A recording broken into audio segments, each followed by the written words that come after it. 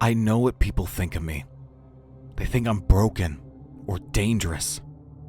They don't understand. I'm not a monster. I'm a good boyfriend. I first saw her outside the pharmacy on Oak Street. She was carrying a paper bag and scrolling through her phone. She bumped into someone, dropped her receipt.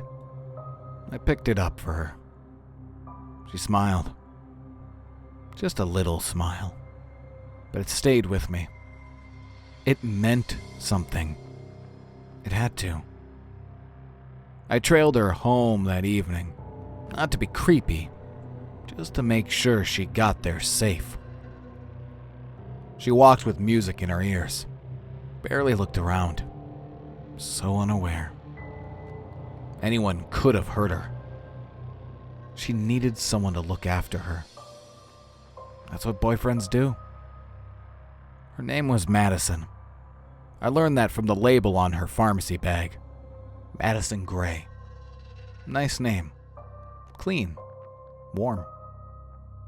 She lived in a little brick townhouse near the park. Unit 4B. I walked past it 3 times that night. The curtains were closed, but the lights were on. She was home. Safe. That should have been enough, but it wasn't. At first, I only watched from across the street. A car, a bench, a shadow. She always kept the same routine. Work, coffee shop, home. She'd heat up microwave dinners and binge true crime shows, ironically. On Tuesdays, she watered her plants. On Thursdays, she did laundry. On Sundays, she took long showers and sang to herself. I liked that. That was ours. She just didn't know yet. I broke in for the first time a few weeks later. She left for work at 8:15 sharp. Took a lift. Didn't lock the window. That wasn't safe. I didn't take anything. Didn't mess anything up. I just wanted to look around. Her couch was soft. Her throw blanket smelled like lavender. I sat for a while. Imagined her curled up next to me. Watched a few minutes of her show before I left. Felt right. Like I belonged there. Eventually, I stopped leaving. I'd be inside when she got home, tucked behind furniture or crouched in closets. She never noticed. Sometimes I'd crawl under her bed and listen to her breathing. Other times I hid in the kitchen cabinet. Once I fell asleep inside her laundry hamper. She walked right past me, brushing her teeth, humming her little songs. She was beautiful, radiant, mine. There were close calls. Once she paused mid-step, sniffing the air. Another time she stared too long at a half-used coffee cup I'd forgotten in the sink. She mumbled, "Weird," and kept moving. She never really saw me, but I saw her. Every inch. I watched her stretch before bed, read on the toilet. I knew which side she parted her hair, which lotion she liked, what time she scratched her thigh in her sleep. I knew her. Intimately.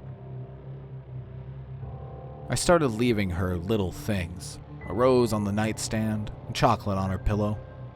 One morning I laid out her favorite sweater and leggings. She wore them. That meant something. The accident happened on a Tuesday. The last Tuesday. I was cooking dinner, chicken parmesan. I'd set the table. Candles, napkins, 2 plates. I was so excited to finally introduce myself. She came home early, walked in, dropped her purse and froze. Eyes locked on me. Who the fuck? What the fuck? I smiled. held up the plate. "I made your favorite." She screamed, grabbed a lamp, threw it at me. I tried to calm her down. I told her I loved her, that I'd been here for weeks, that I knew her. She ran for the door. I chased her. I grabbed her arm. She slipped. Her head hit the corner of the countertop, hard. That sound was horrible, like cracking a frozen watermelon. She didn't move. Blood leaked from her temple, down her cheek, into her ear. Her eyes were open. I froze, stared, tried to lift her up. She was heavier than I expected. I carried her to bed, tucked her in, whispered that everything would be okay, that we were just having a fight. She'd get over it. She'd always been so quiet anyway. I kissed her cheek. Still warm. She didn't eat for days. Didn't speak. I read to her, brushed her hair, told her jokes. But she just laid there, still, silent. She must have been mad. The smell started on day 5. I sprayed her with perfume, lit candles, opened windows. At night, I'd curl up beside her.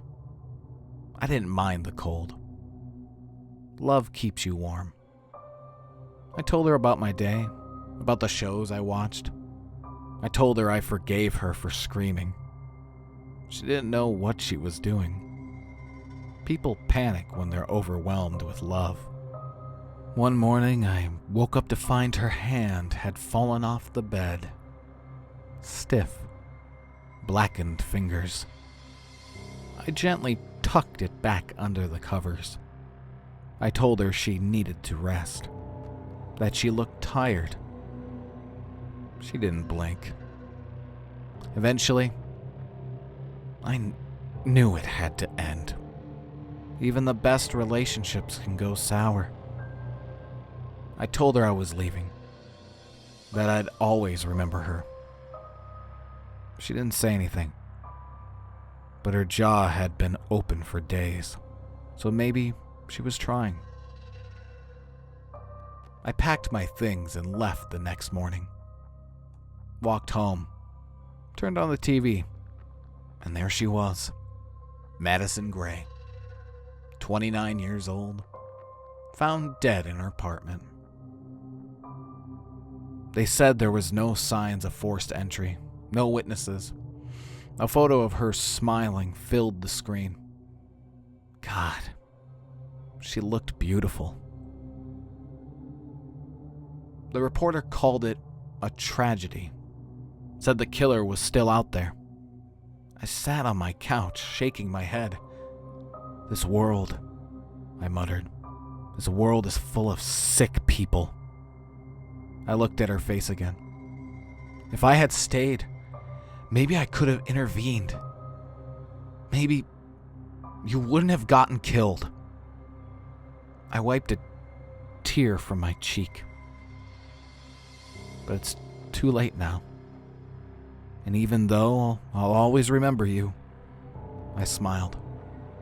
I found someone new. Her name is Amy. She works at a coffee shop near my building. She smiled when I ordered. Her name tag was crooked, so I fixed it for her. She laughed, said thanks. That meant something. It has to. I know what people think of me, but they don't understand. I'm not a monster.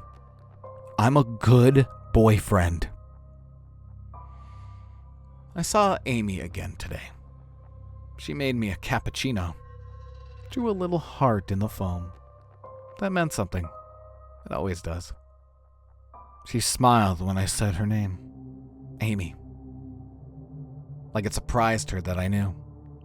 I told her I noticed it on her name tag. She laughed and said, "You've got good eyes." "I do. That's how I found Madison." I don't talk about Madison anymore. People get upset when you live in the past. Sometimes I still think I hear her in my apartment. Dripping, dragging, breathing too slow. It's nothing, just grief, it's normal. I started following Amy after work. She always walks, always the same route. She takes her earbuds out when crossing the street. Safety girl. Smart. She lives in a high-rise near the freeway, 6th floor. Lots of windows. But she never shuts the blinds. That's how I knew she wanted someone to see her, to understand her. She eats pasta 3 times a week, drinks red wine alone, watches reruns of sitcoms and laughs at the wrong parts. She's lonely. I can feel it. I leave little notes on her doorstep now. Not in my handwriting, of course. I use cut-up letters from magazines like in those old ransom movies. But I don't ask for anything. I just tell her things like, "You have a beautiful laugh," or "You're stronger than you think." I'm building trust, slowly, like with Madison. But this time it's different. This time I feel like someone's watching me, too. I stayed overnight for the first time last Thursday. She left her window cracked open just enough. I slipped in around midnight. She was asleep, wrapped up like a burrito facing the wall. Her apartment smells like peaches. I sat in the armchair and watched her breathe. Counted every inhale, every exhale. Felt like music. She made a soft noise in her sleep, a whimper. I almost got up to hold her, but I didn't want to wake her. I'm not rude. I'm a good boyfriend. The next morning, she looked tired, bags under her eyes. Kept looking over her shoulder on the walk to work. She's sensitive, that's okay. Some people feel love more intensely than others. Later that night, I snuck into her bathroom while she showered. Steam filled the mirror. I didn't say a word, just stood behind the curtain. Listened. She sang the same 3 notes over and over, off key, like a child's lullaby, just like Madison used to. It made my stomach turn. Not with fear, with memory. Something felt wrong, like I had already done this. When she pulled the curtain open, I was gone. But I swear for a second, she looked directly where I had stood. Right into the empty space, right into me. I went home that night and turned on the TV. There was no news, just static. Then, a commercial. Madison's face. Mouth open. Skin waxy. She was smiling, too wide. Like someone had cut the corners of her mouth. The screen said, "I miss you." And then, "Does she know what you did?" I turned off the TV. Sat in the dark. Hands over my ears. It's just guilt. It's just stress. It's just... The next morning, Amy had a nosebleed. She wiped it with her wrist and said, "Must be the dry air." Then she stared past me, even though I wasn't standing there. She looked right through me. That night I saw something outside her window. A figure. human shape. But all wrong. Too long, too thin. It stood on the fire escape watching her. Watching me. I blinked. It was gone. But when I turned around, her bedroom light was on, even though she had gone to bed hours ago. And there was a message written in the fog on the window. She's mine. I don't sleep much anymore. I started keeping Amy's toothbrush. I keep it under my pillow. It makes me feel safe. Amy's cat found dead on her balcony.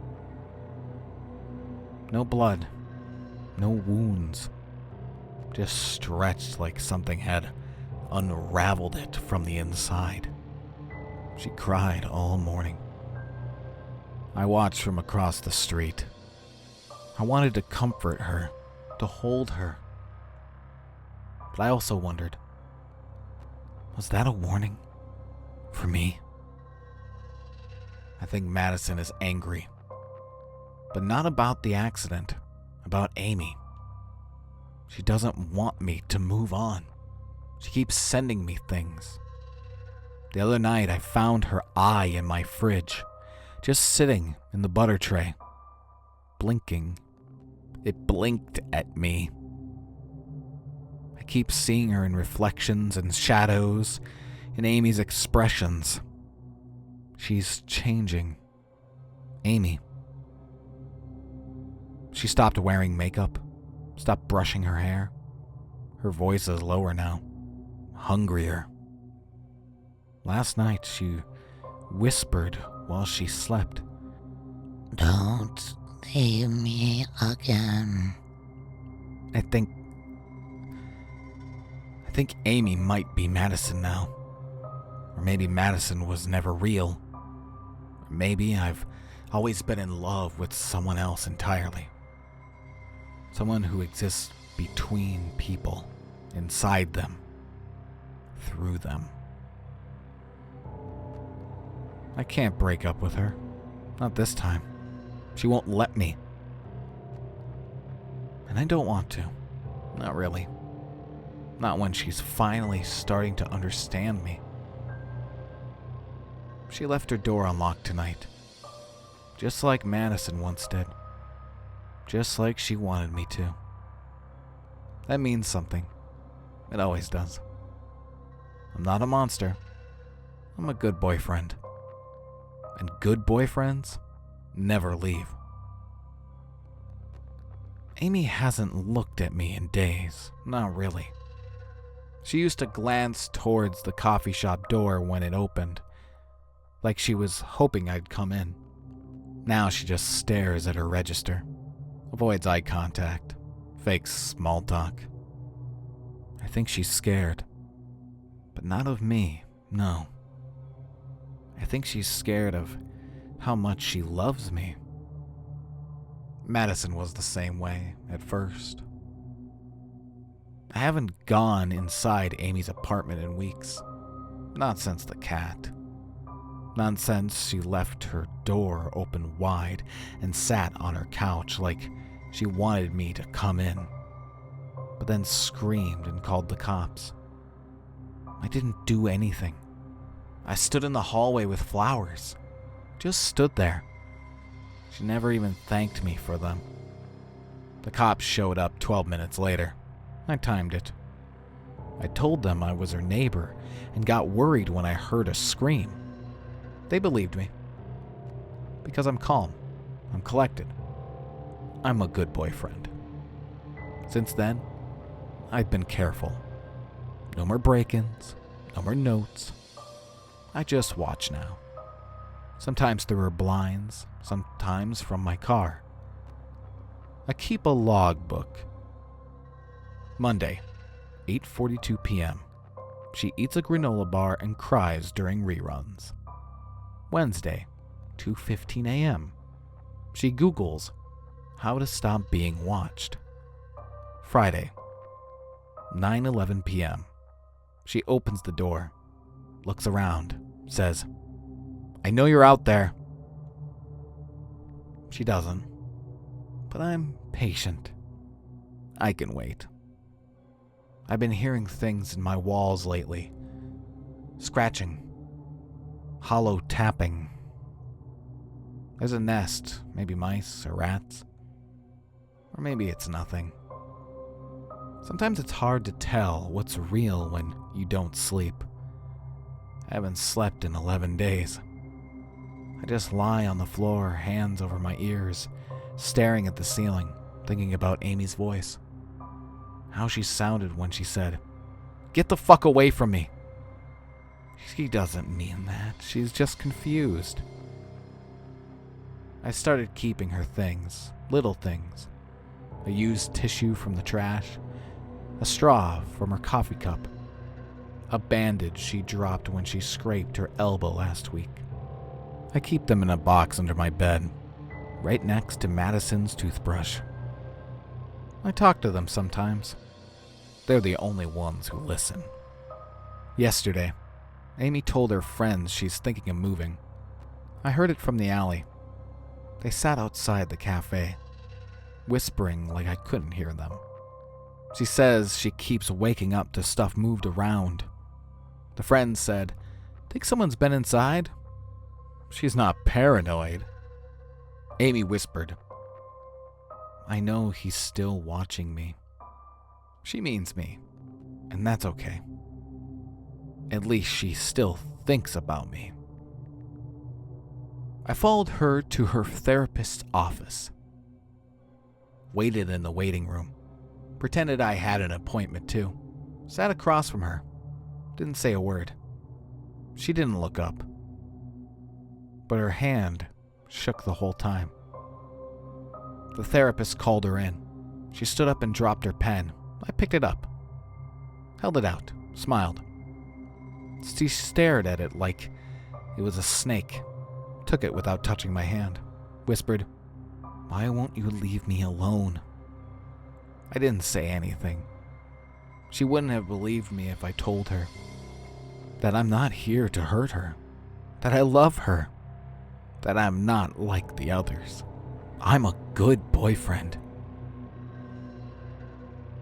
I started sleeping under her apartment again. There's a crawl space through the maintenance closet. I cleaned it up, made it comfortable. I can hear her walking, crying, pacing. Sometimes she talks to herself. Sometimes she talks to me. At least I think she's talking to me. Last night I dreamt I was inside her skin, like wearing a hoodie made of her. I walked around her apartment, touched everything she touched. Ate from her bowl, sat on her couch. Then I looked in the mirror. It wasn't Amy's face, it was Madison's. She was smiling. I woke up screaming, hands shaking, teeth grinding. I scratched at my chest until I bled, just to feel something. I went to the cafe this morning. Amy wasn't there. Her manager said she quit. No forwarding address, no warning. She's gone. I walked outside, looked up at her window. Empty. No light, no shadow. Just me. Alone on the sidewalk. I waited there until sundown. Then midnight, then sunrise. No one came out. No one went in. I think she left me. I cried on the floor of the crawl space for hours. Punched the wall, screamed into my palms. I was good to her. I watched her, protected her, gave her everything. Just like I did with Madison. And like Madison, she ran. It's okay, I'm okay. There's a new girl now. She rides the same bus every morning. Always takes the same seat. Left side, third row from the back. She reads romance novels and laughs quietly to herself. This morning, she wore a sunflower pin in her hair. I told her I liked it. She smiled, said thanks. That means something, It always does. I'm not a monster. I'm a good boyfriend. And this time, I'll do it right. She'll see. They all will. She smiled, said thanks. That means something. It always does. Her name is Emily. I heard the bus driver said it once. Have a good day, Emily. She smiled at him, too. She smiles at a lot of people, but not in the same way. Her smile for me was longer, slower, grateful. The kind of smile you give someone who's about to change your life. Emily is different. She hums to herself when she reads. She draws little flowers on the margins of her books. She doesn't rush. She lives alone in a gray house near the overpass. Third from the end. White curtains. Bird feeder out front. I watched her feed the birds once. Tiny brown finches. She looks so proud of herself, standing there in her robe, clutching a coffee cup with chipped pink nail polish. She has kind hands. Even her fingers move gently. The first time I followed her home, I stepped on a twig and she turned. Our eyes met for a moment. She didn't scream. She didn't say anything. She just stared. And she went inside. That's when I knew she was different. This time, I took it slow, measured, precise. I kept my distance, watched through windows, listened through vents. I didn't go inside for a full month. I waited until I knew her. Her rhythms, her moods, her soul. She writes in a journal almost every night before bed. I watched her scribble through the blinds. Eyebrows furrowed. Some nights she cried after. Wipes her face, lights a candle, holds something close to her chest. Maybe a photo, maybe a memory. I found her journal eventually. She hid it under a loose floorboard near her bed. It smelled like lavender and graphite. Only read a few pages. Didn't want to invade her too much. She writes about her mother, about loss and about loneliness. She doesn't mention me. Not yet, but she will. One night, I left her a gift. Just a single page from a book, pressed flat with a flower. Slid gently under her front door. It was a love poem. One about being seen. I didn't sign it. She'd know. She'd feel it. The next morning, I watched her find it. She picked it up slowly, read it again. She looked outside, straight ahead, not towards me, but her lips moved. She whispered something. Too soft to hear. Might have been, thank you. That was the first time I slept peacefully in months. I started staying inside when she was gone, just for an hour, then 2, then a whole afternoon. I didn't touch much, didn't move anything, just absorbed, soaked in her scent, laid on her couch. Sometimes I'd nap with her blanket over my legs. She smelled like cinnamon in old books, like a memory you forgot you missed. But something changed, not with her, with me. I stopped watching her to learn about her. I started watching her to check if she noticed me, if she said my name out loud. She looked over her shoulder like Amy did, but she didn't. She just lived alone, happy, and it hurt more than it should have. I started leaving more gifts. A necklace I found in a thrift store, a drawing of her I made from memory, a box of tea I saw her buy once, all anonymous, all placed carefully where she'd find them. She started locking her windows, installing cameras, putting up motion lights. She was scared, but not in the right way, not in the romantic way. She didn't understand. One night, I walked past her window and saw her on the phone. She was crying, saying things like, "I can't do this again," and "I don't want to move." I froze, back against the wall. She looked towards the window, lips trembling. I think she felt me, even through the glass, even in the dark. I stayed away for 2 weeks. Didn't watch, didn't listen, didn't breathe. I wanted her to miss me, to realize how empty the world feels without someone who really sees you. But when I came back, her house was different, colder, curtains closed, lights off, early, journal gone. She was closing off. I broke in again, late, quiet, careful. Her bedroom door was locked. She'd never locked it before. I stood outside it, hand on the knob, listened. No sound, just breathing. Then, something strange. A whisper. My name. Not out loud, but in my head. Like her voice was behind my eyes. "You're not real." I opened the door. She was awake, sitting up, waiting.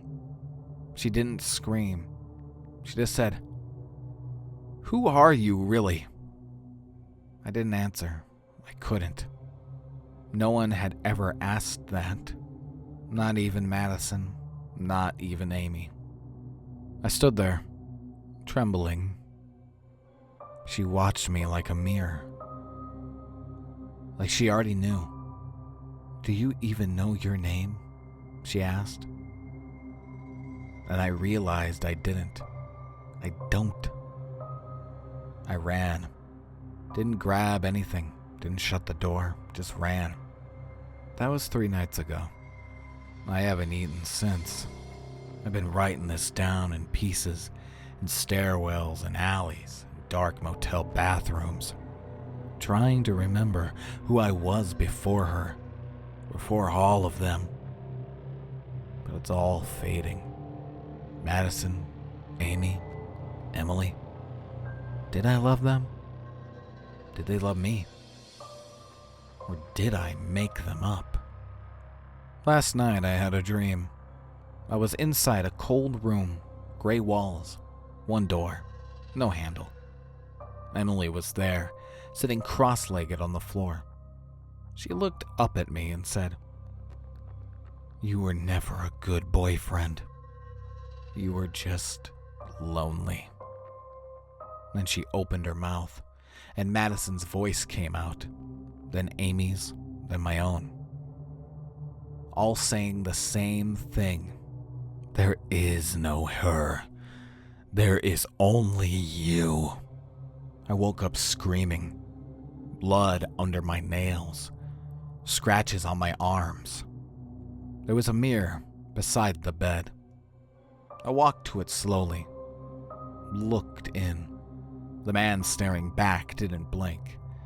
Didn't breathe. He just smiled. And for a second, I almost believed I was real. But I have a plan. There's a girl at the library. She's new. She wears her hair like Madison, laughs like Amy, writes like Emily. She dropped her bookmark today. I picked it up and handed it to her. She smiled and said thanks. That means something. It always does. I'm not a monster. I'm a good boyfriend. Even if I'm the only one who remembers that. Her name is Felicia. She reads the same books I do. Leaves notes in the margins. She writes little questions in pencil. Like she wants someone to talk to her. I do. I always answer. I leave my replies when no one's looking. And the next day, they're gone. She reads them. She's listening. She looks at me like she knows me. Not like the others. Not like Madison or Amy or Emily. Felicia looks at me like I'm already hers. She smiled today when I handed her the bookmark she dropped. I pressed daisies between two laminated hearts. She said, "You remembered?" Of course I did. I remember everything about her. The library's strange lately. The same man stands at the desk every day, writing nothing in a notebook. The same clock on the wall is always stuck at 3:14. The lights flicker when I speak. But Felicia, she's real. She feels like gravity. We started walking together after sunset. She always meets me by the fence. We don't talk much, but her shoulder brushes mine sometimes. She doesn't pull away. Once I told her about Amy. She asked, "What did she say when you told her how you felt?" I paused. I couldn't remember. Did I ever say it? Felicia touched my arm. "It's okay," she said. "You've been through a lot." Yesterday, she said something strange. "We need to leave this place." I laughed. Said, "You mean this town?" She looked at me confused. "No, this place. The facility. Mr. Bauman's watching us." The name chilled me. I didn't know why. "Who's that?" I asked. She looked around. "Just trust me. He hears through the vents." I nodded, even though I didn't understand. We've been planning it now, our escape. She says the east gate is only unlocked for 10 minutes a day during med delivery. We'll slip out then. I asked why she wants to leave. She looked at me, then said, "Because I finally found someone who sees me." Last night, I had a dream. I was in a white room, bare walls, fluorescent lights. A clipboard on the bed with my name on it. Except, it wasn't my name. It said Patient 113B, Halverson. I woke up with blood under my fingernails. I don't remember scratching. Felicia came to me crying this morning. She said, "They're transferring me." Said she's not allowed to see me anymore. I didn't understand. We're not doing anything wrong. We're in love. She gripped my hands hard, too hard. Tears in her eyes. "You can't forget," she said. "They're trying to wipe it all out again." Again? "What do you mean again?" I asked. She stared at me like I was breaking her heart. "You've done this before. With Madison, with Amy, with Emily. And you always forget." I felt the air go cold.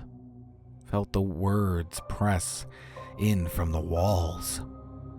She leaned in and whispered, "This place, it's not what you think. You never left. You never left." I don't remember getting sedated. I just remember waking up in a new room. Smaller, grayer, no windows. A man standing outside the door scribbling on a clipboard. Mr. Bauman. I recognize him now. He's not a neighbor. He's not a stranger. He's my doctor. And I remember the truth. Madison wasn't my girlfriend. She was my therapist. Amy too. Emily. One by one, they came into my life. Not because I loved them, but because they were assigned to treat me. And one by one, they left. Not because they didn't understand me because I made them afraid. Because I watched them, wrote about them, followed them. Because I thought I was in love, but I was just sick. I'm reading my own journal now. The first entry says, "Progress is slow, still detached from reality. Believes past psychiatrists were romantic partners. Exhibits delusions of love, persecution, and identity. Refers to self as a good boyfriend.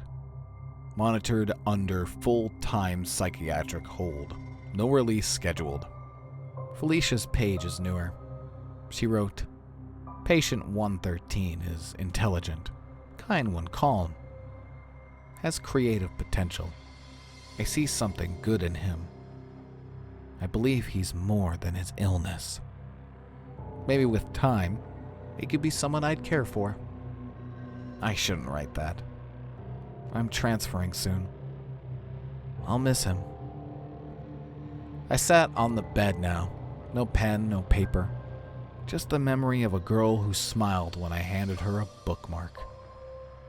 The memory of a daisy, of a library, of someone who, for a moment, really saw me. And maybe she wasn't like the others. Maybe she meant it, even if I'll never know. They're coming now. Mr. Bauman has the needle. I close my eyes, breathe deep. I know what they think, what they've always thought. But they don't understand.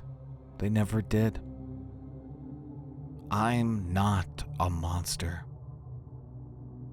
I'm a good boyfriend.